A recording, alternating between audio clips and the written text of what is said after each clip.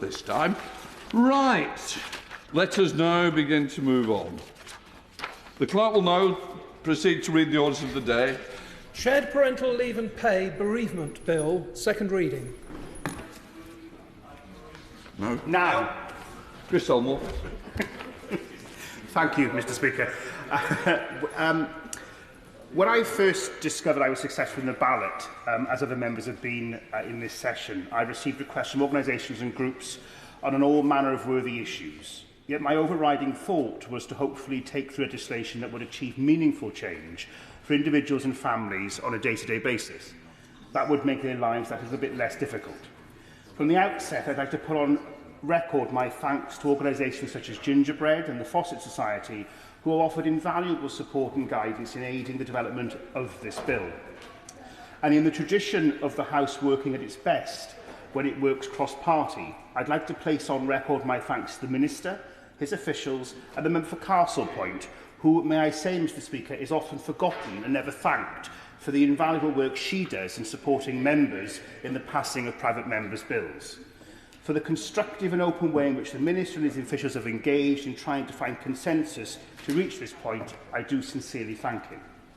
As members of this place will know, and I am confident in, within all our political DNA, is an aim to almost always undertake work that has the biggest impact, that brings about the most meaningful change for the largest group of people in society we can reach. But in doing so, we often miss the groups in society who are forgotten or fall through the legislative cracks of loopholes in our laws. This bill, I'm pleased to say, will not impact tens of thousands of people across the United Kingdom because nobody in this House or in wider society would want it to. Because, as the title states, it is fundamentally about the loss of a partner, wife, mother in childbirth, and ensuring that more of those left behind have a right to leave in those most horrendous of circumstances. We rightly, annually, Mr. Speaker, debate child loss in this House. It impacts too many people year after year. To me, it is an unimaginable grief. Yet, like so many issues, unless raised by a member, other life events and tragedies can be left unsaid and undebated. As a husband and as a parent, I cannot comprehend losing your partner in childbirth, or indeed for a child to lose either of their parents before their birth. The phrase "it would make anyone's blood run cold" is probably a grave understatement. The trauma is unimaginable, yet a proportion of families every year must endure this most tragic of circumstances, the unimaginable joy of becoming a parent, but facing the devastating grief of losing the person you had planned the next part of your life with, and somehow now raise a child alone. My party, and indeed many colleagues across the House, have been committed to boosting and safeguarding employment and parental rights in recent decades. In recent years, bills have been passed on neonatal care, support in baby loss, and of course shared parental leave. There is always much more to do, Mr. Speaker.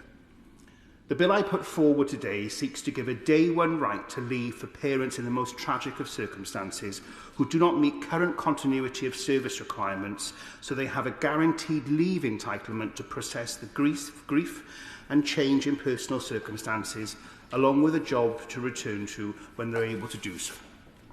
I want to mention the member for Broxtowe, who this debate in his 10-minute rule bill has led the charge on this issue in respect of his constituent Erin.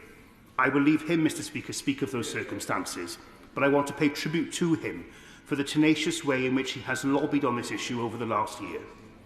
Equally, in mentioning him, I confess the bill is a little different, but perhaps a lot to his original, but for me it is about making progress on this issue, and my sincere hope, my genuine hope, is that this bill will be the start of a process and a debate about making changes to the specific area of law in the months and years to come. I'm pleased to say my own party, if given the privilege to serve our country following the general election, whenever it comes, has a plan to improve employment rights, including those of new parents. So I really do hope I can lobby Labour ministers, Mr. Speaker, in the years ahead.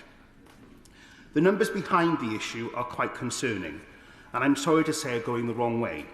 Data released only a few weeks ago by Embrace, which monitors the causes of maternal deaths, stillbirths and infant deaths, highlights how the number of women dying each year during pregnancy or soon after has increased to its highest level in 20 years, 3.41 deaths per 100,000 women. Even more troubling is that in Black, Asian, minority ethnic women and those from economically deprived areas are more severely affected. Women from ethnic backgrounds remain 4 times more likely to die during or after pregnancy, and those from Asian backgrounds are twice as likely to die when compared to Caucasian women. These are figures not seen since the early 2000s. The UK government's stated ambition was to halve maternal mortality rates between 2010 and 2025, yet the numbers clearly paint a different picture. It is clear that with maternal deaths rising, more partners and spouses are being left in the inevitable and heart-wrenching circumstance of bringing up a newborn, planning a funeral and adjusting to life without their significant other. When dealing with such a trio of issues, the last thing that many will want to be thinking and worrying about is leave from their employment. Parental leave is something that we should be proud of in this country, but it's by no means perfect. Making it easier and more accessible for individuals to access parental leave is what can be incredibly difficult circumstances, is something that I'm sure colleagues from across the House would support. When doing a deep dive on the issue of leave, I was shocked at just how low the take-up of shared parental leave was in this country. Only 1% of eligible employee mothers at a time when maternal mortality rates are rising, and only 5% of eligible employees take up any shared parental leave, according to the Parental Rights Survey from 2019. For many, the process of even getting set up on the scheme is too arduous, with nearly 10% of eligible mothers and fathers stating that it was too complex to set up and manage. Furthermore, due to the strict eligibility criteria for SPL, approximately 40% of working fathers are left without any leave entitlement. This included, but is not limited to, fathers whose partner is not working or not entitled to maternity leave, fathers who are in secure work, fathers who've changed jobs after their partner became pregnant, and those fathers who are on lower incomes. The Child Bereavement Network has made the important point that parents of babies may be particularly at risk of financial strain because they are younger.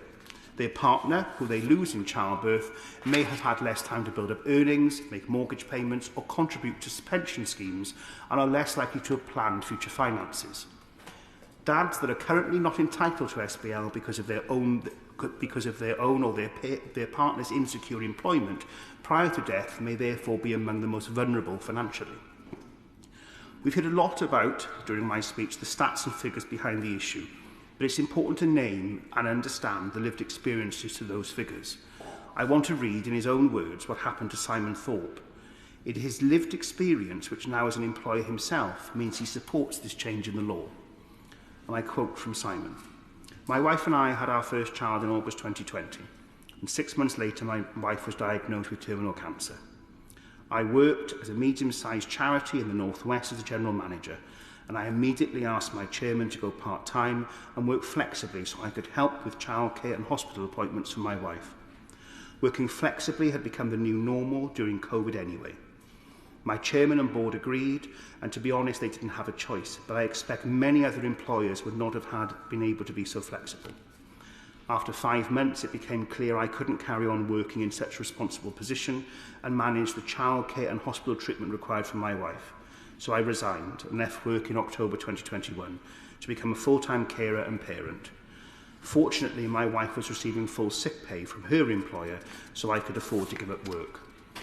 My wife died in August 2022, and by not having a job, I was in a better position to immediately deal with the aftermath, especially with childcare.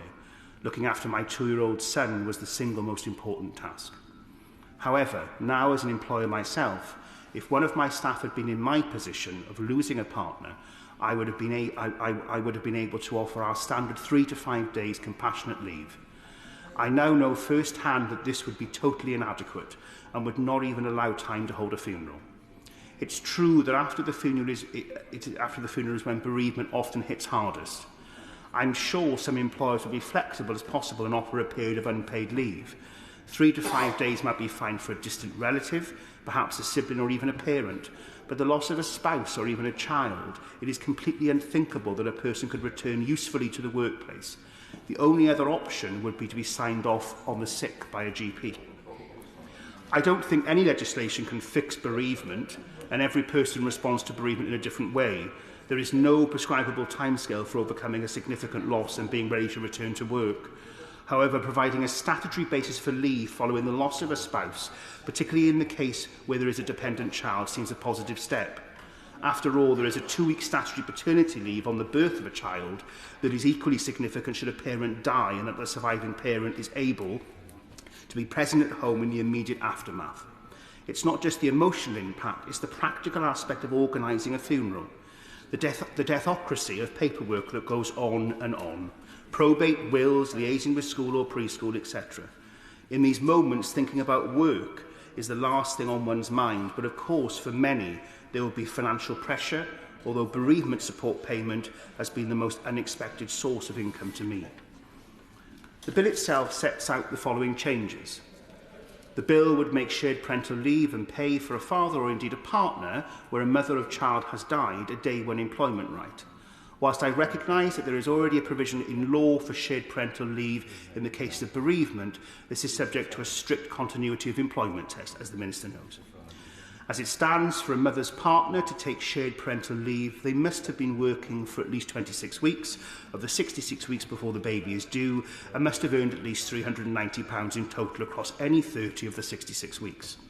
The partner must also have been employed continuously by the same employer for at least 26 weeks by the end of the 15th week before the due date. They must also stay with the same employer until they start their leave period. In short, that is a lot of fixed conditions in a world where people change jobs and indeed careers more frequently than they have in previous generations. The bill would allow the Secretary of State to remove the test through regulation. This effectively would look to close the loophole that, for example, resulted in the Honourable for Broxtowe's constituent not being entitled to shared parental leave. According to research carried out by the Childhood Bereavement Network, a child's need for stability following a parent's death makes it vital for the surviving parent to be able to respond flexibly to them. Their adjustment is often closely associated with the parent's capacity to care for them, including being physically available to them.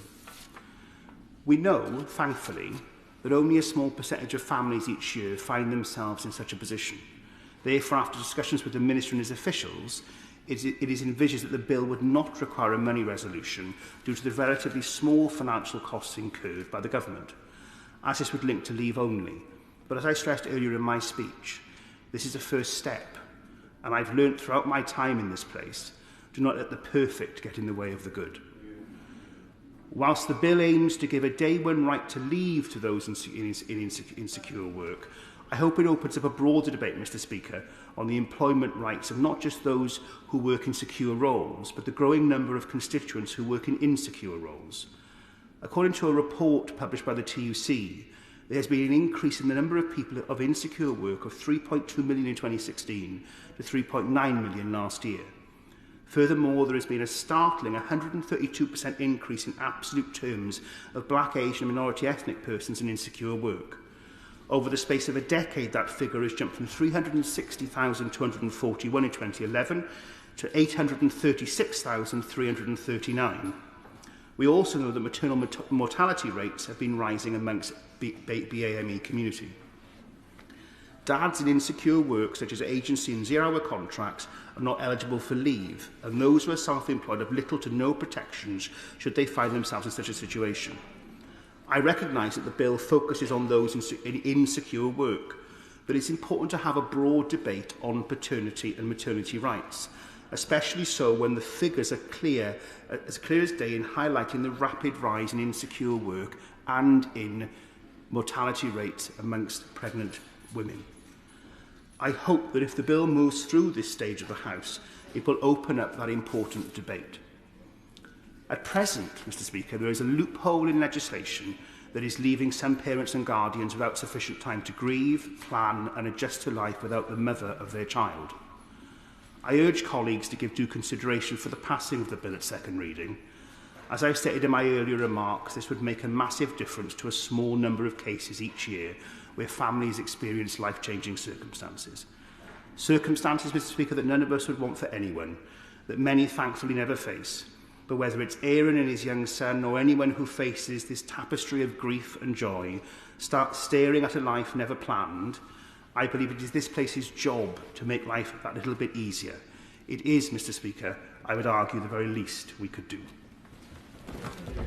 The question is that the bill now be read a second time. Fiona Bruce. Mr. Speaker, may I pay tribute to the cross-party efforts led by my honourable friend for Broxtowe and the honourable member for Ogmore to correct an injustice for parents dealing with the challenges of losing their partner and gaining a child who do not then qualify for child leave or pay, and could even then risk losing their livelihood as well. As has been said, I pay particular tribute to individual campaigners like my honourable friend's constituent, Aaron HoC, who've had the courage and conviction to take up this cause on behalf of others whilst having to deal with the loss of Bernadette and bringing up his son Tim at the same time. The backdrop to this important bill needs some attention, as it is how we handle as a society bereavement. Death and grief are too often taboos which society struggles to handle. But all our lives will be affected by bereavement at some point, whatever age, background, religion or belief. We must do more to provide support for those who are bereaved, indeed, who face bereavement too. As a Christian, I recall a verse in the Bible, Zechariah chapter 7, verse 10. Oppress not the widow, nor the fatherless, the stranger, nor the poor. Much debate, attention and action is directed to help support the poor, the stranger and the fatherless. But I think perhaps less attention and action is given to the widow or the widower. I recall a number of young widowers known to me, like Guy Horden, who've had to face bereavement whilst raising children, small children, without their wife and without them having a mother alongside them, and then also having to face the insecurity of employment. May I also pay tribute then to the UK Bereavement Commission and their report in 2022, Bereavement is Everyone's Business. Bishops are not always in politicians' good books, as the debate in the other place this week has demonstrated, but there are times for praise. And I do want to praise the noble Lord Bishop of London as chair of the Bereavement Commission. And as she said, all of us will experience grief through the course of our lives. It is a truly universal human experience, part and parcel of being mortal.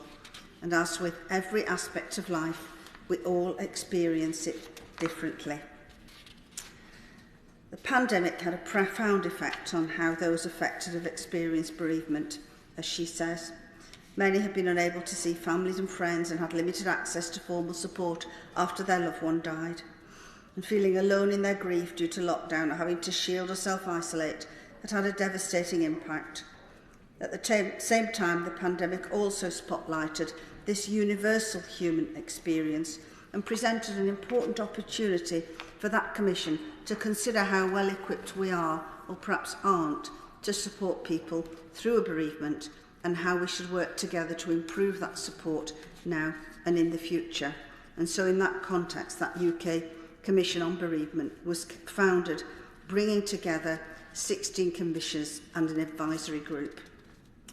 Through its work, taking detailed written and oral evidence from well over 1,000 people, the UK Commission on Bereavement has conducted one of the largest ever consultations of bereaved people and professionals working with them. That commission saw time and again that we need to do more as a whole society support all those affected by bereavement. Ongoing taboos around grief and uncertainties around knowing how to help, however, inhibit support throughout our communities, in schools, colleges and workplaces, and even among those whose job puts them in contact with bereaved people every day. For those who need it, there are significant challenges to accessing formal emotional support. There is not enough of it. It's not accessible to all who need it, and certain groups in society are particularly poorly served. However, in addition to significant shortcomings in the provision of emotional support, people affected by bereavement often find it hard to get the help they need with the practical challenges they face day to day, from registering death to accessing adequate financial support. Overall, people are not getting the right support at the right time, with potentially serious consequences in all areas, from health and well-being to education and employment and even long-term economic outcomes. We must seize the opportunity to change this for the better, and this bill is such an opportunity. And we must not lose sight that all of our lives will be touched by bereavement. It's incumbent upon us all to work together to improve the experiences of bereaved people. The Commission's report set out clear recommendations as to how we could achieve this. And the UK Government should, I believe, establish and deliver cross-departmental strategy for bereavement, which is something that I believe the Commission recommended. By making grief taboo, by fearing it and locking it away, we make it all the harder to comprehend and support each other through it. We make it harder for people to access the help they need, be it simply flexibility from an employer or help with funeral costs or access to specialist bereaved support services. And so it's important that we do all we can to support this, to support those who suffer in this way. There was much in that report not directly related to this bill, so I will not test Mr. Speaker's patience further. But in conclusion, bereavement can often trigger financial insecurity and poverty, with many people experiencing bereavement at particular risk of financial hardship and changes to their material circumstances and living conditions. This is especially the case for bereaved parents or spouses, where the bereavement commonly results in the loss of household income and may sometimes even result in the bereaved person or family losing their home. Such pressures add significantly to the stress already experienced. Overall, people are not getting the right support they need. This needs to be provided, and a parent needs particular support in the early days, weeks and months with their child, and even so more when they've lost a partner. I shall. Thank you very much, Mr. Speaker. This is an incredibly touching speech, I thought, from the member opposite. And I think we all support this bill in this House. My honourable friend, in her previous life or continuing life, has been a business leader and a leader in small businesses. And I just wondered, in terms of the general point, very fairly made by the gentleman opposite regarding shared parental leave and the issues we're talking about here, how do you think small employers should approach these issues? Because actually, in my previous life, I was actually for very many years a probate solicitor. And so many bereaved people came to see me. And I think there is indeed a real room for compassion when employers are faced with someone coming to them who's recently been bereaved. We all need to look at what we can do to support. And I think colleagues as well, those other employees are probably more than willing to chip in and give the support that they can, which would be especially needed in a small business. But this is also a reason why for many years I've championed family hubs. And I'm delighted that the DfE's Family Hubs and Start for Life funding has enabled 75 family hubs to open and provide vital services for families with younger children. We need to ensure these hubs enable bereavement counselling and emotional and relation support for widowed parents, especially after tragic and traumatic loss in childbirth. This bill, when enacted, will plug a vital gap in shared parental leave and pay for those who've not completed 6 months of continuous service with an employer necessary to qualify. Honourable members on both sides of the House have served their constituents and us well by shining a light on this issue and making it our business to sort it out. And this sends a wider message that bereavement is everyone's business. Gavin Robbins. Thank you very much, Mr. Speaker. I'm very grateful to be called, and in being called, stand to support the honourable member for Ogmore. I have to say the only thing that I've wrestled with in making this contribution was making sure that I said the honourable member for Ogmore and not Elmore. But I achieved my purpose in that, Mr. Speaker. Yeah. And I am pleased to support him. I think he rightly encapsulated the benefit of these Fridays and the private members' bill process, a process with which I don't have an awful lot of engagement. I haven't had over my time in Parliament, and will mention that later, but when you consider what we have before us this morning with private members' bills of constitutional import, of infrastructural import from Stoke-on-Trent South, theological pursuit for freedom of belief and justice through the Honourable Lady for Congleton, and a bill that has such practical and meaningful import from the Honourable Member for Congleton. And he's right to suggest that this won't affect the masses, for Ogmore. He is right to suggest that this won't affect the masses, but the masses of our country should be greatly appreciative that a step is being taken by him this morning to ensure that should sorrow or tragedy strike their family, that this has been considered and that he is laying the foundational stone to making sure that support is there in such difficult circumstances. It shouldn't be the case that we stand here and have to reflect upon the regressive facts that he has shared, how statistics from 20 years ago are getting worse for mothers through childbirth, or the need for this state to respond appropriately in those circumstances. But I'm glad that he is doing so today and has brought it forward. One reflection, obviously, on his bill that I see standing in these benches and representing Northern Ireland is the extent of it.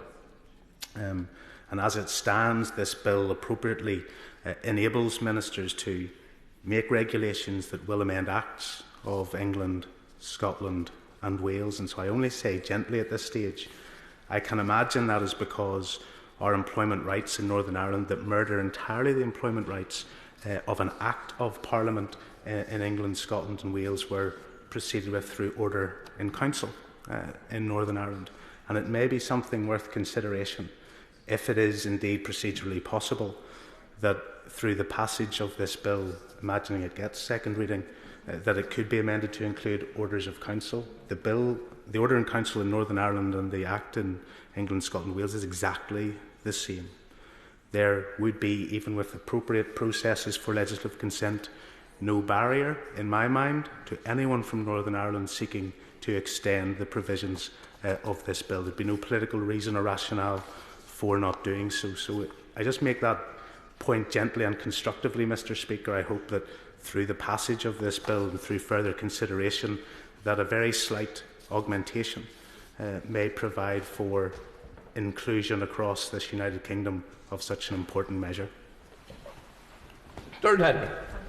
Thank you, Mr. Speaker. I'd like to start today by giving my heartfelt thanks to the Member of Parliament for Ogmore for securing this second reading today. I've been campaigning to make this change in law since this issue was first brought to my attention by a constituent in February 2022. And so I was delighted when I found out that the Honourable Member opposite would be taking on this bill. As has been evident during previous debates, including my 10-minute rule bill on this topic, in which we had support from members from every major political party, this is a bill that parties can get behind. It is truly a cross-party bill, and we have seen support for this issue from right across the House. It is not divisive or controversial. It simply seeks to allow individuals who have lost their partners in childbirth the right to have time to spend with their newborn child.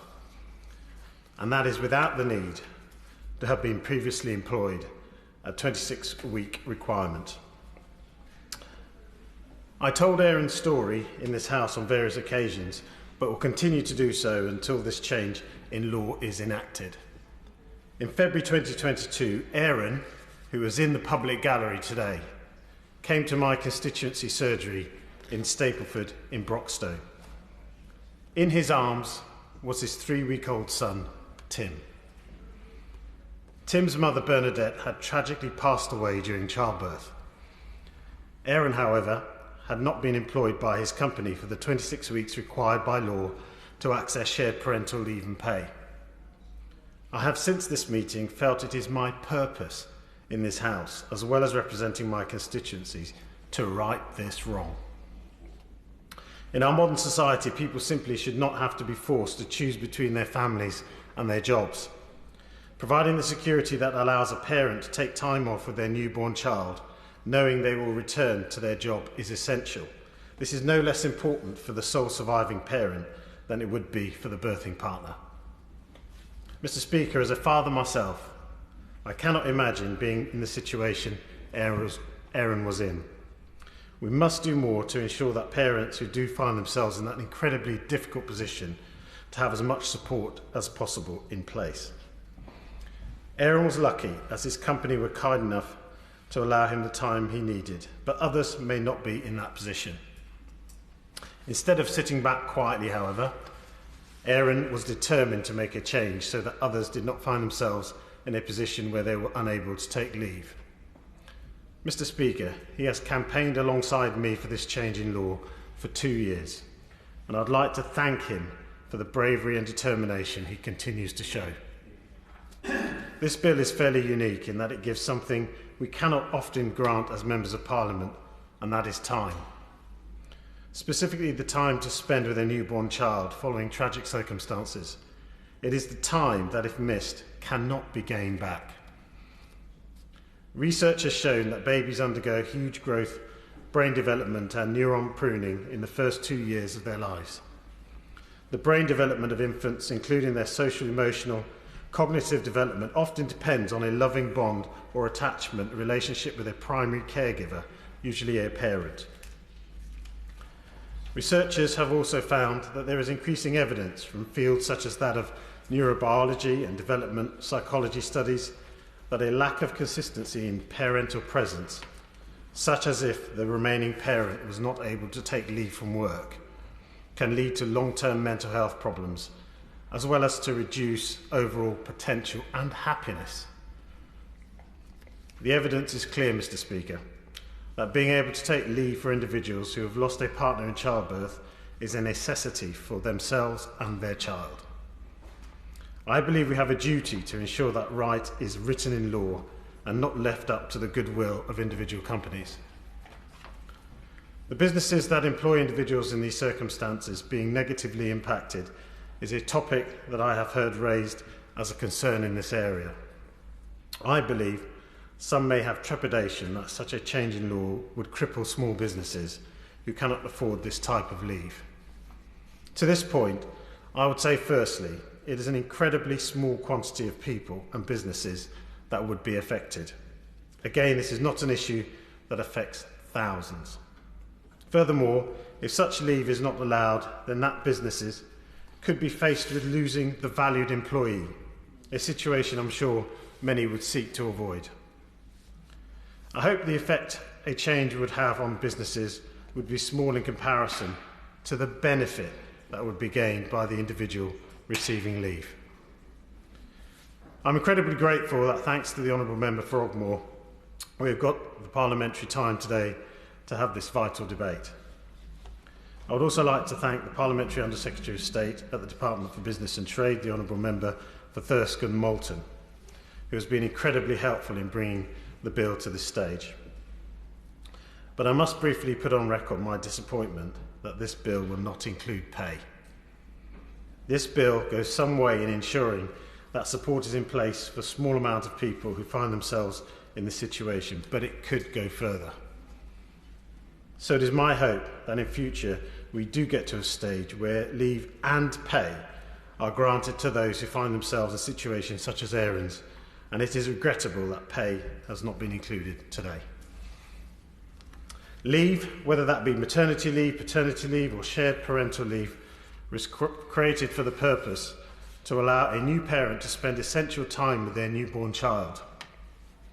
It seems in cases such as this that the people for whom these types of leave were created to help are often the ones missing out.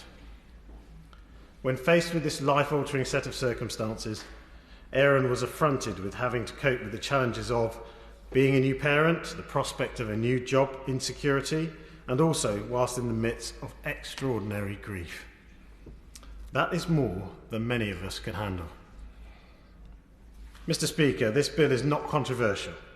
It is simply seeking to allow individuals the right, under circumstances beyond their control, to take leave to be with their child. As I mentioned previously, it is also not a bill that will affect the vast amount of our population. It affects a small number of our society who need the help of this government and their employers. If an individual falls through this gap, they could find themselves faced with the choice of losing their job or losing spending time with their newborn child. That is not a choice anybody should have to make. To summarise, we have a gap in our law. It does not affect a huge amount of people in the UK, but those that it does affect feel the impact. By ensuring that individuals who lose their partners in childbirth have the assurance that they will have leave no matter how long they have been employed by their company, to take that time away would be with their child is crucial. The alternative may be companies losing valued employees and new fathers becoming unemployed during one of the hardest moments of their lives. Well, I have the opportunity to change that today. I'll wind up my remarks today by thanking all of those who've got us to this point today.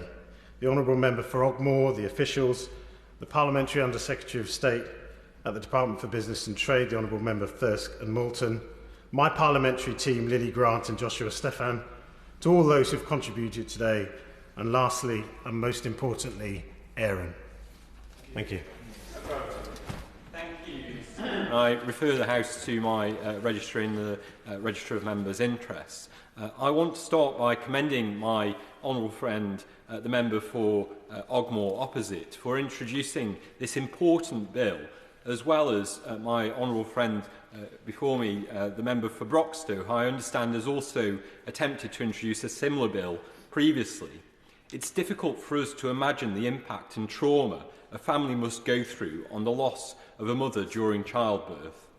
Besides all the emotional impact of that loss of a loved one, the parent that remains has all the pressures of caring for the newly arrived baby and any of the children without their other half. At a time when the family will be going through huge distress and challenges of keeping the family going, it's only right that the father and other parent figure can be given all the support that's possible to get through such challenging circumstances. As a parent myself with 2 young children, I know I certainly would find it near on impossible to cope with the loss of my wife and all that she does.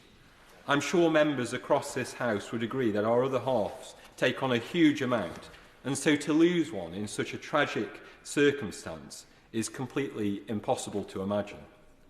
Those who lose their partner in childbirth, to go through this impossible task of continuing life without them is very difficult for us to think about.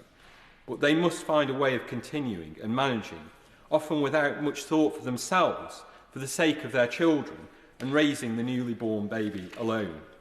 In these challenging circumstances, it's quite clear to me, as I'm sure it will be for members right across this House, that time will be needed off work to sort out the whole number of issues that arise when a baby is born. Most importantly, to care for and look after the newly arrived baby. And as I know as a father from our own 2 children, new babies need around-the-clock attention from the parent. It is only right that there is an equal right for those parents to be granted the same parental leave.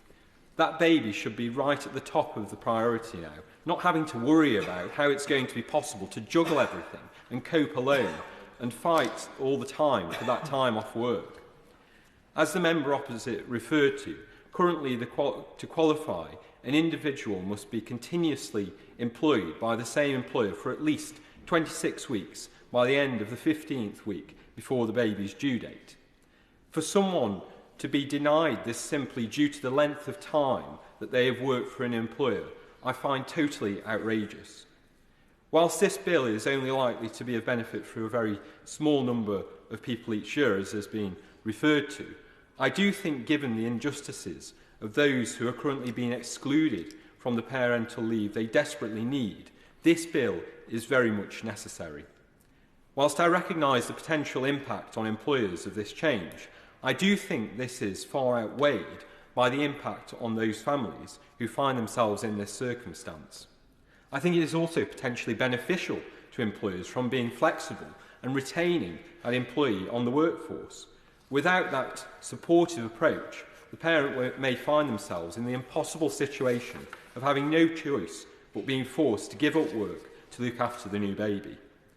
As I say, I fully support this bill, removing those continuity of employment conditions for the father or partner where a mother has died, ensuring families who have been through such difficult trauma get the basic entitlement that they deserve and can bring up their new baby as a parent should. I hope this bill sees its successful passage through this House and the Upper House. James Daly. Thank you very much, Mr. Speaker. Mr. Speaker, I do hope on occasion, I suspect that the population of the United Kingdom are not gripped to Parliament TV at the moment, but I wish they were, because debates such as this show the humanity of members within this House. And this is not a debate, I'd like to call it a discussion based upon humanity. And I think it's very proud. I think it says a lot about the member for Elmore that he's taken on a bill that my honourable friend from Broxtowe has worked upon and to bring about positive change. And I always thought, in my own way when I became a member of Parliament, that it is very difficult for any of us to change the lives of thousands of people in one go. But if you can change the life of one person in a positive way, even if it's in very tragic circumstances, that is a worthwhile fact, and that is a worthwhile thing for us simply to be elected. And I'm very pleased to take part in this debate today. Mr. Speaker, I wish to make reference to my register of members' interests, and I want to be clear about what that is. I'm a practising solicitor. I'm a partner in a firm of solicitors. People have different views on whether that is a good thing or a bad thing, but I would like to think that I work hard as a member of Parliament. But in terms of when we talk about employment rights, even in the most tragic of circumstances, sometimes I feel that the small employers, the backbone of our economy, are sometimes not represented in terms of those views. And I wanted to give a few thoughts today because, as my honourable friend from Broxtowe has quite rightly said, I'm sure some commentary on this bill has been in respect of how employers would react to these sets of circumstances. And I can tell you that I'm in a very lucky position, Mr. Speaker, in that when I come down here and do be a member of Parliament, and I'm here on a Friday, I have a wife who runs a business, looks after 2 children, looks after a dog, looks after a family, and does literally everything in respect of that. So she has the pressures of life upon her, and she maintains a business in challenging circumstances. And I use her as we employ approximately 20 people, and I use her as my template in terms of what she would make in respect of this bill. And we are a business that does not make vast fortunes of money. We're a business that relies on individual, treasured, important employees being able to create income so we're able to pay wages. But I do not believe, unless my honourable friend has been told something differently, that in the circumstances that we're talking about here, that a small business, even in the most challenging circumstances, would seek to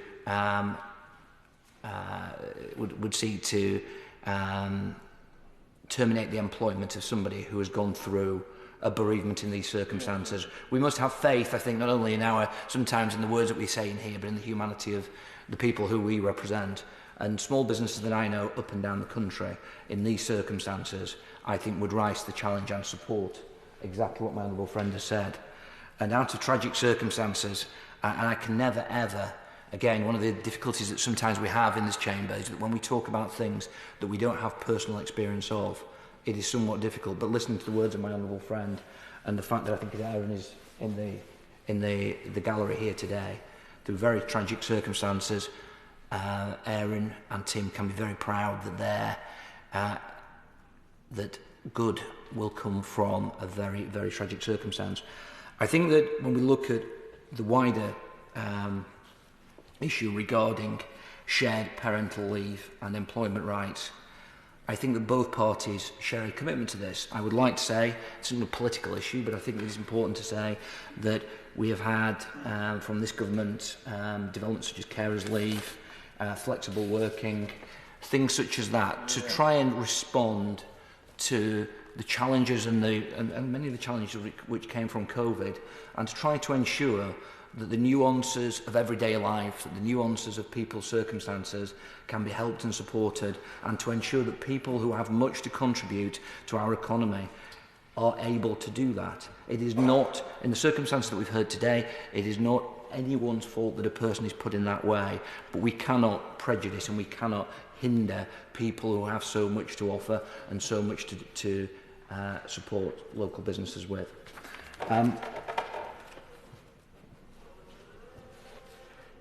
It is, I think, when we talk about bereavement as well, I think for many of us, the pandemic brought that very much to a fore. I have 2 children. I think any of us would take the opportunity to mention our children's names. My children, Alexander and Teddy, I cannot imagine it's too much to think about. But I lost my dad during the pandemic. And my dad, who was a very rumbustious, lively man, was a big part of my life. And when he passed away, sadly, the COVID regulations were in place. We weren't able to perhaps celebrate and come to terms with his life, speak to his friends and his wider family. And bereavement in its widest sense affects people in different ways within the workplace. And I think that there is an ongoing debate. My honourable friend from Elmore, Ogmore, sorry. Ogmore said this is a starting point in respect of a debate. And I think the issue regarding bereavement and how it impacts is a very important thing. I think my honourable friend from Congleton also made a very valid point. I think that one of the challenges and one of the things... Of course, yeah. I thank my honourable friend for giving way. Would he agree with me that actually for those employers who actually would give this, it actually would be beneficial for them because they would retain that employee in the long term on the workforce rather than actually losing them, which would then have a negative impact on that business? I completely agree with that. The great challenge in the modern economy is productivity. I cannot tell you that in terms of recruiting good staff who are productive, it is very, very difficult. It is genuinely incredibly difficult. And so it comes back to the point we're talking about here. The productive staff who are employers will do just about anything to ensure that they remain within the business. And that is what we want to do. And sometimes I think it's important. I was here last Friday and we were talking about a separate subject and separate debate, but I think it's important. The question sometimes asked, Mr. Speaker, is why should we legislate in respect to things? It's important that this House, through its democratic will, gives guidance to employers as to what we feel is a matters of importance, what we feel are matters of priority. And I think this is another example of a bill that does that. And I think that putting this and making it an issue that employers are aware of, that a democratically elected Parliament feels is important, is an incredibly important thing. So, of course, yeah. Thank the honourable member for giving way. Just in reference to leave and pay, would he think that it'd be right that to get that retention of people and staff, good people, that you would need to consider leave and pay to achieve that? I think that is absolutely correct. I think that many employers, as I said, in my experience, there is obviously bad employers in any circumstance, but I certainly feel that the people that, the colleagues that I know who run their own businesses, who value their employees, would not seek to resign from their responsibilities to that employee. I appreciate in terms of legislation, but we must. I think we must have faith. I think that employers will rise to the challenge. And I know very few. There are obviously, I'm sure there are some examples, but there are very few employers who would resign away from that challenge. So what do we have here? We have a bill that gives a clear view from Parliament that a grave, I would say, injustice is being written. We have an honest bill which says it's the start of a journey, which is a discussion about how we can build upon not only this legislation, but how flexible working, how other employment legislation can develop and respond to the modern economy. Mr. Speaker, I have severe concerns regarding some flexible working from home. I've gone to numerous my local authority, Mr. Speaker, a lot of people are working not in the town centre anymore. This is having a hugely detrimental impact upon the high street. So this is part, I think, of sensible, pragmatic employment legislation that is part of an ongoing debate that responds to the modern economy, that responds to modern needs and understands the nuances and the differences and the things that happen in people's lives. Any bill that touches any person's life in a positive way is something we should always fight for in this place. This is a good bill. I think that, and I would encourage my honourable friend to develop and to think about the points that my honourable friend from Congleton raised in terms of bereavement counselling. There is within my constituency, Mr. Speaker, there is a really wonderful charity that deals with the consequences of suicide for parents and how we support parents in those circumstances and carers. And I think that as part of this ongoing debate, we need to think how the state can invest in those services which allow people the best chance to come to terms with horrific events. And that's what we are. We are a good parliament, we're a good country, and this debate shows that. It shows humanity, and I think we should also believe, as I say, that employers will rise to the challenge this bill sets, and I think Aaron Tim will forever be very proud of what's happened here today. Minister Gareth Thomas. Thank you, Mr. Speaker. It's a pleasure to follow the honourable gentleman for Bury North, who made, I think, some important comments in this debate, which I want to come back to. But I do, at the outset, want to take this opportunity to praise my honourable friend for Ogmore.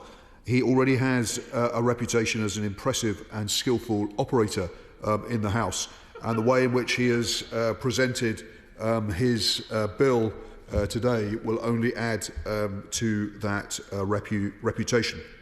We on these benches want to see his bill make progress today, and, as he alluded to, perhaps to open up a broader debate about employment rights. Having taken through a private member's bill a very long time ago, I know just how much work it takes to get private members' legislation through, and it certainly is encouraging the way in which my honourable friend appears to have secured support across the House for his bill to make some important progress today. It's important in particular because of the case that the honourable member for Broxtowe has raised many times in this place already, and the manner in which he did again today brings credit to him. It is, as I understand it, at least the third moment in Parliament in which he has raised this case. A 10-minute rule bill, a Prime Minister's question, and an adjournment debate last December. And so I congratulate him for taking from his own constituency advice surgery the case of Aaron HoC, bringing it to this House and pursuing it in the way in which he has done. I share the view of my honourable friend that the situation in which Mr. Horsey found himself in was truly awful. It certainly wasn't right that in those circumstances Mr. Horsey wasn't entitled to any parental leave. And whilst he was clearly very lucky in his employer, and we should give credit to that employer for doing so, it is right that we begin to close the loophole in the law which Mr. Horsey's case has exposed. It clearly cannot bring Mr. Horsey's partner Bernadette back, and we pay tribute and remember her today as well. It is outside the scope of this bill, but her passing clearly is a reminder of the need to keep the issue of maternal mortality in this country in the fore of our minds as well as we go forward. But today's bill is a chance to consider the almost unimaginable grief of losing a partner in the circumstances after they have just given birth to a newborn baby, and then expecting their partner to bring that baby up on their own whilst being worried about their employment status. Clearly is completely wrong and needs to be resolved. And I again welcome the manner in which my honourable friend has picked up the issue the honourable member for Broxtowe has campaigned on, and it appears that the House has the opportunity to begin to close that loophole. Fortunately, the tragic scenario that Mr HoC has brought to the House appears to be very rare. Where a mother dies during or soon after childbirth is thankfully a very rare event in our country. But as I understand it, the number of mothers who sadly passed away within 42 days of giving birth between 2019 and 2021 was 261. Now that's 261 too many, each case being a tragic loss, and particularly so for their families and friends. In most of those cases, the father or partner will have been eligible for shared parental leave because they meet the eligibility requirements.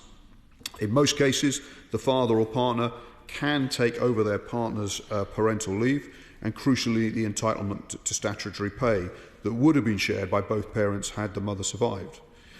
But in some cases, as my honourable friend has set out, where the father or partner doesn't meet the continuity of employment test and isn't entitled to shared parental leave, they're left in the awful situation, potentially, of having to care for their newborn baby, grieve the loss of their partner, and yet have no guarantee of parental leave. It's clearly right that we close that gap. I want to come in a bit to the wider debate about rights to paternity leave and employment right. But before I do, I just want to reflect on some of the contributions of other honourable members in the House so far.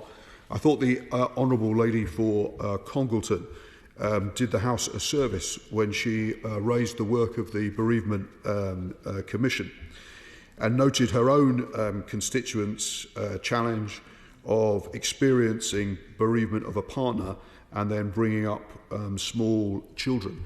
And I think she is right to draw the wider point about bereavement still being a taboo and the dealing with the issues of grief and loss that our friends and community members feel needs to be explored. What better access to emotional support, she quite rightly said, needs to be thought through, and making sure that people can access practical help and have practical support and don't have to worry about their employment situation, access perhaps to benefits, etc., are all things that Bereavement Commission is doing very important work on.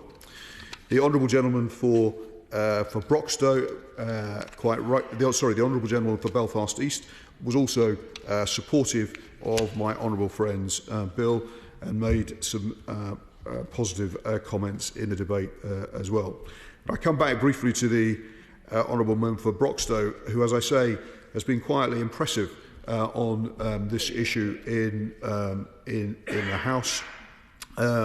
I think of the surgeries that I hold and would be holding were I not here today on a Friday, and it is right that those of us in this House do that and bring, where it's appropriate, the individual cases of people who come to see us with particular problems to the floor of the House. I think it's one of the unique things about our democracy, and why, despite all its challenges, our system of democracy continues to be arguably the best in the world.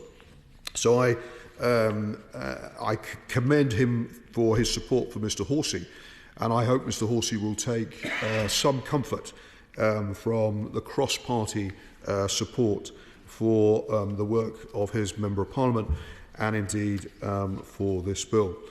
The Honourable Member for Broxtowe, rightly I thought, did raise the question of potential costs for employers and the fears that some might have around that, and quite rightly noted that the implications in terms of costs are very, very, very limited at all. Another reason to support the bill. The Honourable Member for Stoke-on-Trent North eloquently too supported the case for the bill too. And I think he spoke for many when he said just how awful a prospect it is for any of us, the thought of losing a partner in any circumstance, given the needs of our children, particularly when they're young, round-the-clock needs. But then to lose a partner just at that moment of a baby arriving is almost unbelievably unimaginable, the trauma that would be. The Honourable Member for Bury North too described, I think helpfully, the mutual humanity of members across the House, and the fact that this is one of those examples where cross-party work has taken place to get to for the bill to get to this stage. Cross-party work doesn't often get much attention and has plenty of detractors, but in this case I think there is clear evidence of the benefits of that work. Okay. I do not wish to put the Honourable Gentleman on the spot, but I'm just going to raise this as an issue. In this ongoing conversation, does he believe that the issue of bereavement leave generally from work is something that we as a House must consider further? I mentioned in my speech the Big Fandango, a charity run, which is to address and to support the families following suicide. And so older parents may well be grieving for the loss of children in very tragic circumstances. And I think a wider debate on this, on the whole issue as to how we support people going through bereavement is needed, and this is a good starting point in the bill. I do think the honourable member makes a very good point. It's one of the reasons why I was particularly keen to praise the work of the UK Bereavement Commission, which the Honourable Lady for Congleton raised. And I do hope there will be a debate. Perhaps the Backbench Committee, Business Committee, would be receptive to a case that maybe the honourable member might make for such a debate to take place. In 2003, my party introduced the very first entitlement to paternity leave. I was very pleased to vote for it then, and indeed to take paternity leave following the births of my children. I welcomed the government's introduction of shared parental leave, and I say this gently because I don't want to spoil the cross-party and positive nature of the discussions for this bill. But shared parental leave has perhaps not gone as well as we might all have hoped that it would do, with just 2.8% of partners, I understand, deciding to take it up.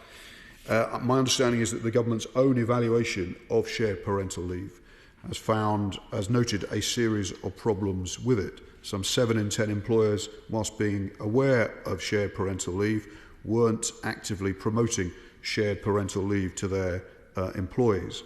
And a third of mothers and nearly half among all fathers who did not take shared parental leave had not even heard of shared parental leave. So there are clearly issues with the take-up of shared parental leave, and if not today, it would certainly be good to hear from the Minister how the government is planning to address those issues going forward.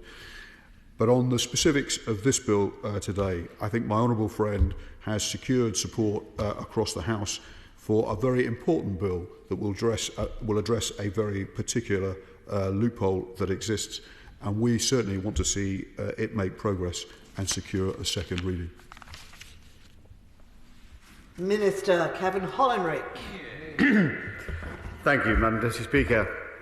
Can I first say thank him, the honourable member for Ogmore, for bringing this bill before the House, and obviously all the other honourable members who have spoken this important matter today. He has been incredibly constructive and pragmatic in our deliberations around what we should do here, and I can thank him for his manner in which he's done that. It's always a pleasure to work with him on this issue and a number of other issues we've worked together on over the years.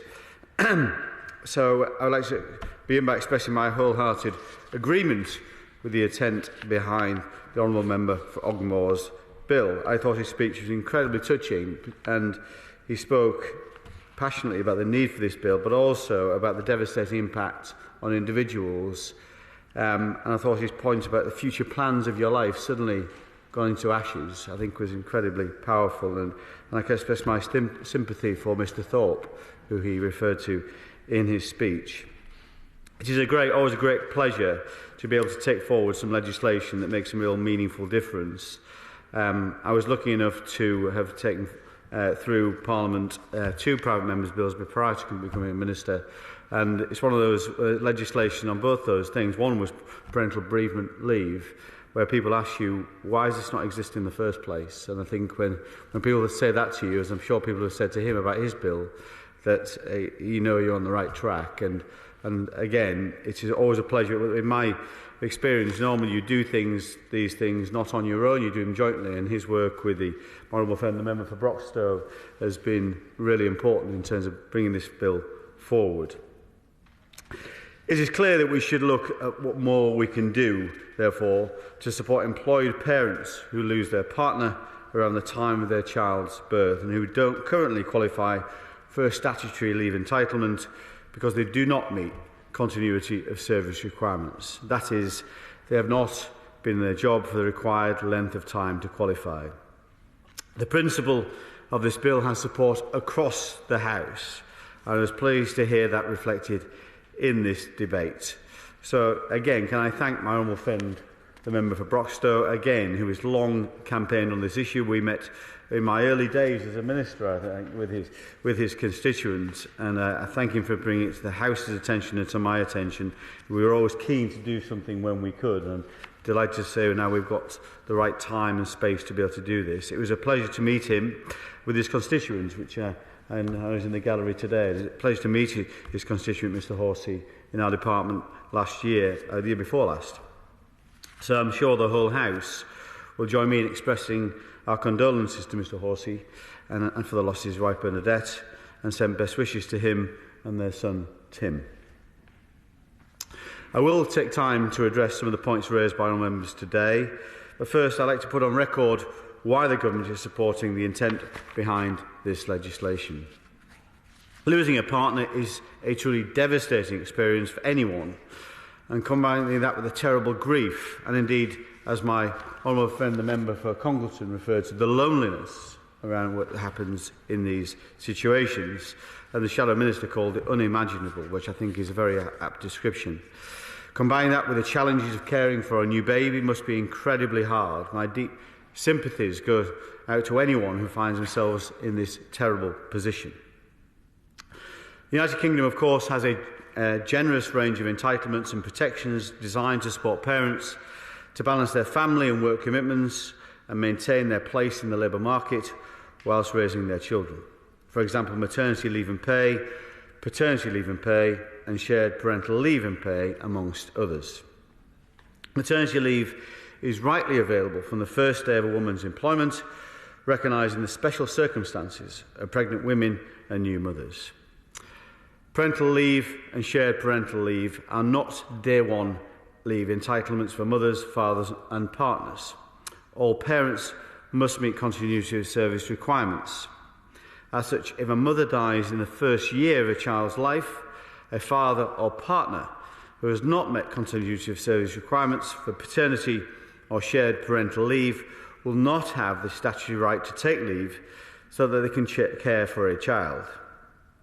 In those tragic but thankfully rare circumstances, they will need to rely on the compassion of their employer to provide them with adequate leave and job security. As the honourable member says, some of these people, though, are falling through the cracks.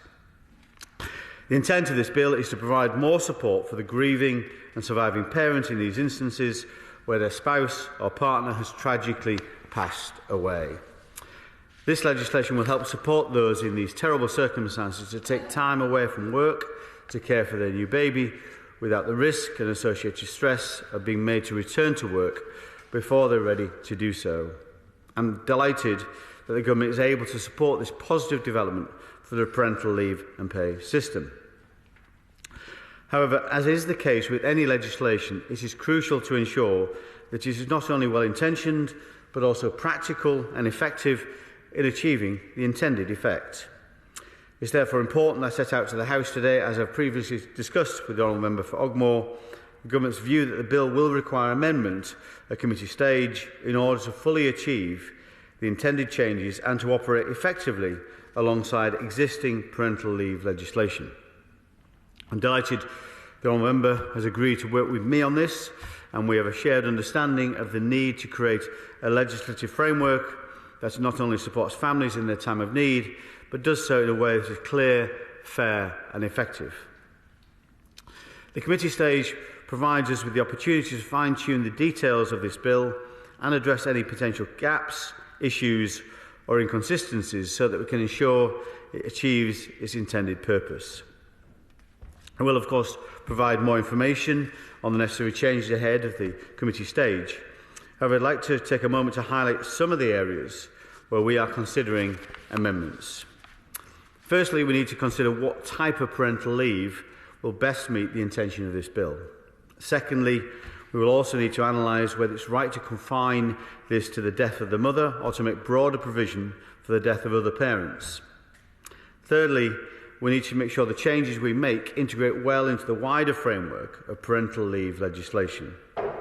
And finally, we intend to remove the pay element from this entitlement, and I'll explain why shortly. The Honourable Member for Ogmore and I are in agreement on the removal of this element. As you will have seen, his bill does not reference pay within the text, although I understand and hear very clearly his ambition to include that at some further stage in the future, and I concur with his point, though, that you should never let the perfect be the enemy of the good. All the UK's statutory parental pay entitlements have a continuity of service requirements, including statutory maternity pay, statutory paternity pay, statutory shared parental pay and statutory adoption pay. This is designed to ensure that a parent has made a reasonable contribution towards their employer's business before that employer is required to administer statutory parental payments.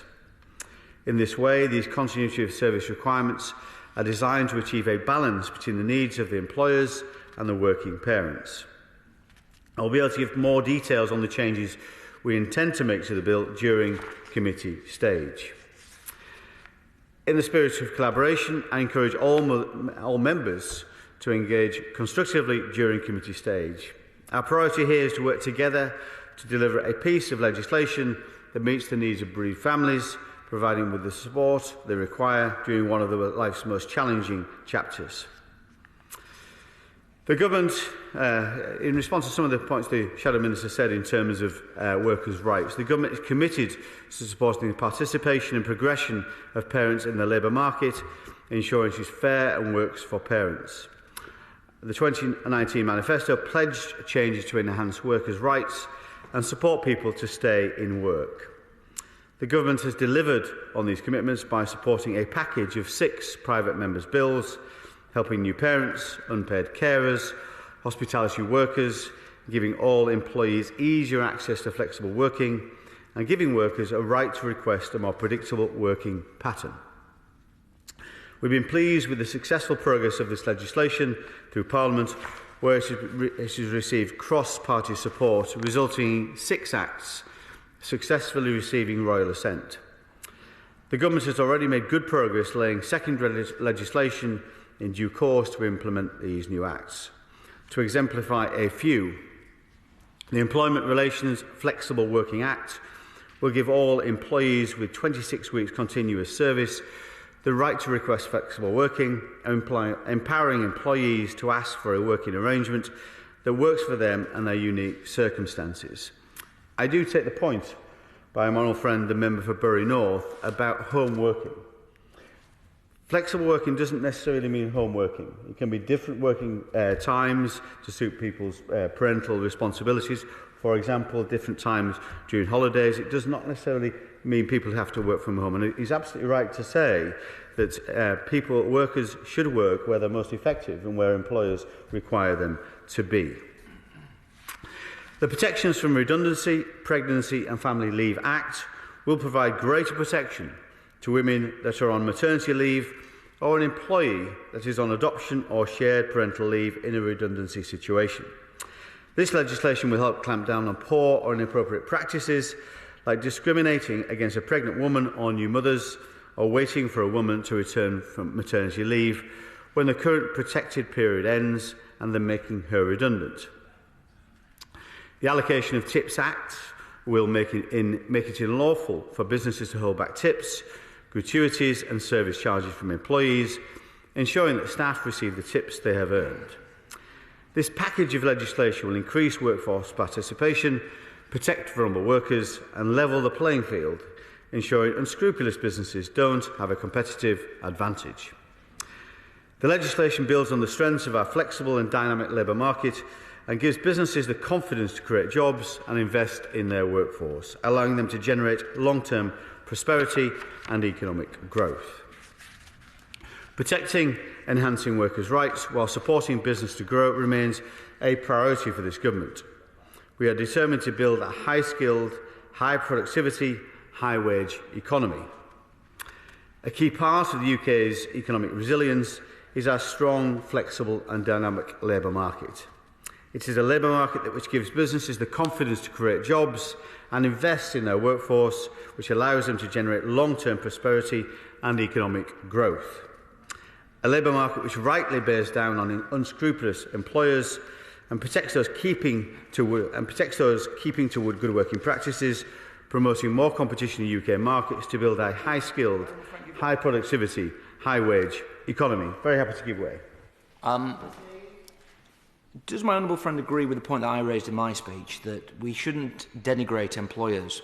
Most employers in this country support their staff, are keen to invest in skills to improve productivity, and are keen to ensure they take whatever steps necessary to keep key employees who are key to the future of that business in that business, no matter what the personal circumstances that they are facing at that time. Well, he has great experience, and it's great to hear from people with experience at the sharp end of business, which is not an easy place to be. But he's right to say, of course, they are, as we say many times in business, and I have a fairly long business career myself before politics for 30 years, and we know that people are our most precious asset, of course, and it is good business to look after your workforce for the individuals concerned and the loyalty that brings, but also the loyalty of other members of the team when they can see how you are treating your staff. It's important to recognise, of course, what we're legislating for here is not a ceiling, it is a floor. Of course, the floor is the minimum period of leave that people can be offered, and it will be, of course, the minimum level of pay. It's clear the employer can make payments more than is expected by law, and I know many employees do. I know Mr HoC was very well treated, I understand, by his employer when he was in similar circumstances, which illustrates that most employers are good employers, and we should always recognise it in this House when we are legislating. We, of course, want a labour market which promotes competition and choice so that consumers have confidence in markets and businesses compete on a level playing field. In terms of specific points made by colleagues in the debate, the Honourable Member for Ogmore points about the numbers of people. We think this will affect around 290 people. Maternal deaths around 290, as he says. The numbers of people who pass away in pregnancy or within 42 days, of course, not all will. Some will have the continuity of service requirements. So we think this legislation will affect around, or benefit around, probably just under 50 people a year. I think that's our best guesstimate because there are so many different moving parts to this, but that's the kind of number we are talking about. So it's not a huge number, but it's a very important piece of legislation for those that are affected by it. I note his points that in his consideration, I think principally around pay, it is a first step on the road, but it's a very important step, and future governments may go further, whoever colour they may be. He also raised the points about the complexity and take-up of shared parental leave. Take-up of shared parental leave is in line with estimates and has doubled over the last few years. In July 2021, the shared parental leave tool was deployed. This tool enables parents to check their eligibility and plan their leave, and this tool has been well received. I think that covers the point also raised by the Shadow Minister. He also asked about why parents with other employment statuses, such as workers or the self-employed, are not included in this entitlement. Government support is focused on employed parents, as they don't generally have the same level of flexibility and autonomy over how and when their work as self-employed parents do. Employees have a contractual requirement to work regular hours and have an employer who has control over when they work, where they work and how their work is done.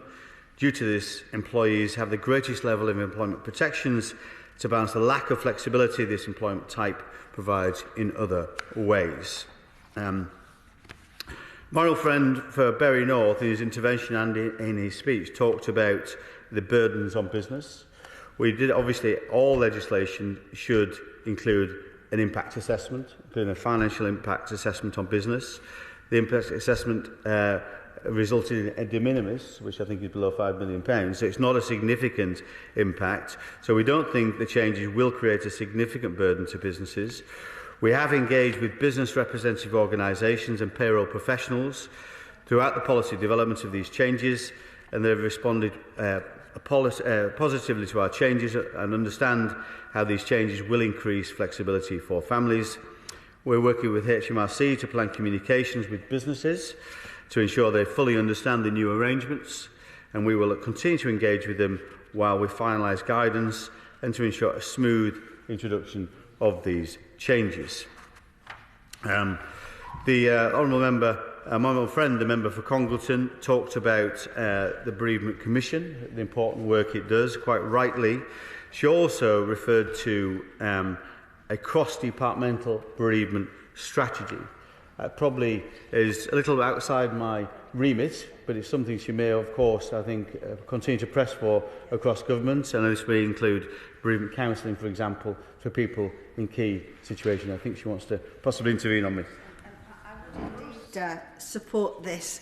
I think that not many people want to talk about bereavement, and certainly not as death approaches, but there is a well-understood concept, particularly in hospices, of such a thing as a good death, when families are encouraged to get together to talk, including with the person whose life on this earth is coming to an end, about issues that may be are best resolved. There might be differences that have occurred over many years, but there may also be practical issues surrounding the death, which involving everyone is a good thing. And so this kind of work, I think, has a lot to commend it.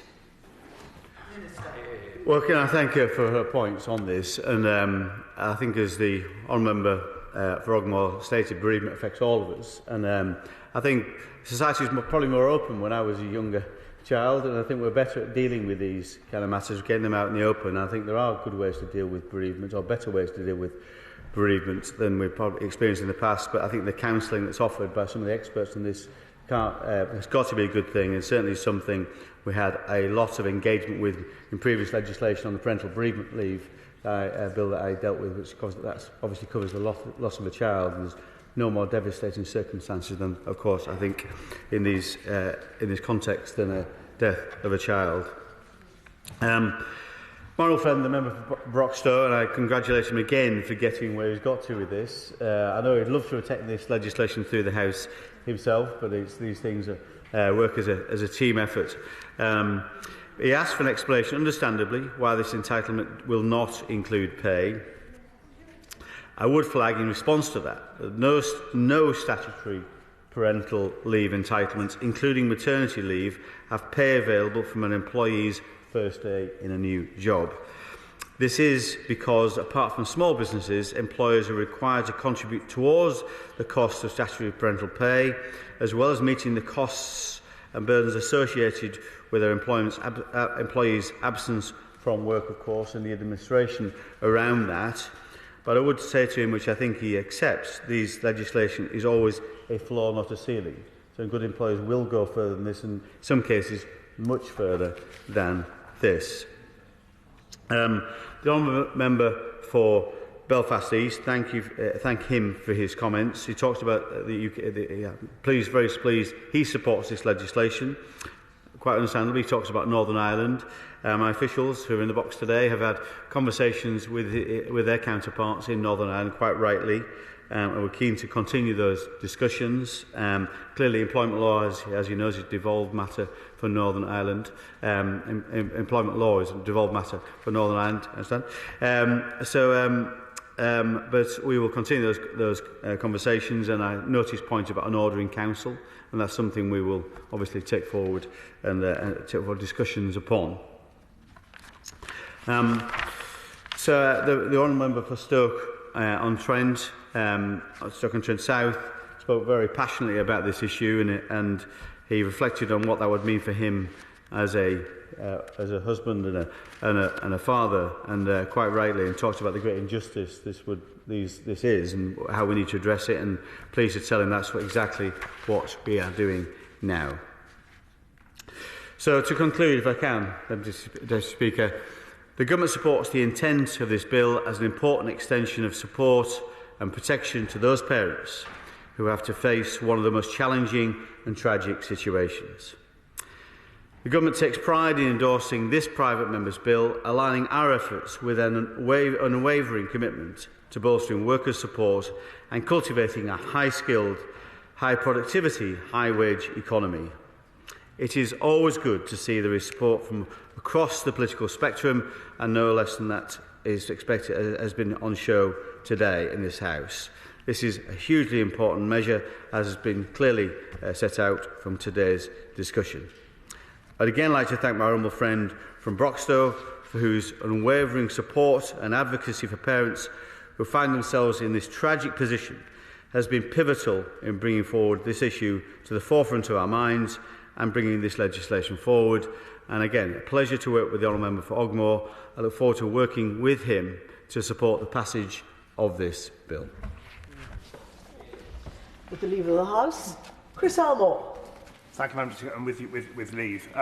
Can I just thank all members who have spoken today from Bury North, Stoke-on-Trent, South, Belfast East and Congleton, as well as my honourable friend, the Shadow Minister, and indeed for the Minister's closing remarks. It is for the member for Broxtowe's credit that he was able to convince an opposition whip to take forward a bill from a government member. But actually, this isn't about party politics. Death and bereavement, as the Honourable Lady of Congleton said, affects every single one of us. And one of the misconceptions about politicians is in fact, Madam Deputy Speaker, we are all human. And we all breathe and live the same lives and are impacted by many of the issues that he has championed over the last 2 years. And I thank members for their comments. I want to briefly just talk about what happened to Aaron and the numbers that the Minister make reference to, those 50 people that it may impact on a year. I'd rather this bill not take place, Madam Deputy Speaker, because I would wish that there were no mortality rates of mothers giving birth in this country. But the reality is, for those people it faces, it becomes an unimaginable grief, and as I said, also joy of having a child, but having to bury the person that they were planning the rest of their lives with in the next chapter of a life. And speaking as the parent of a 3-year-old on Sunday, is his birthday, you know, the comprehension of managing that without my wife is something that I couldn't even bear now, 3 years into raising a toddler.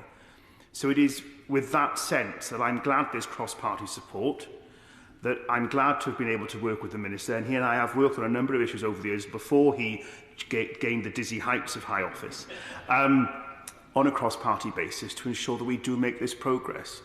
And as I said in my speech, we mustn't let the perfect get away of the good. I will carry on championing this issue, indeed with what I hope will be my honourable friend on the other side of the House following the general election, to ensure that we can bring about more change, but to also carry on working with Conservative members that we continue to support people in bereavement and talk about it and make sure it's always raised as an issue that everyone faces across the political divide. Thank you. Thank you. The question is that the bill be now read a second time. As many of that opinion say aye. Aye. Of the contrary, no. I think the ayes have it. The ayes have it. Thank you. High Street.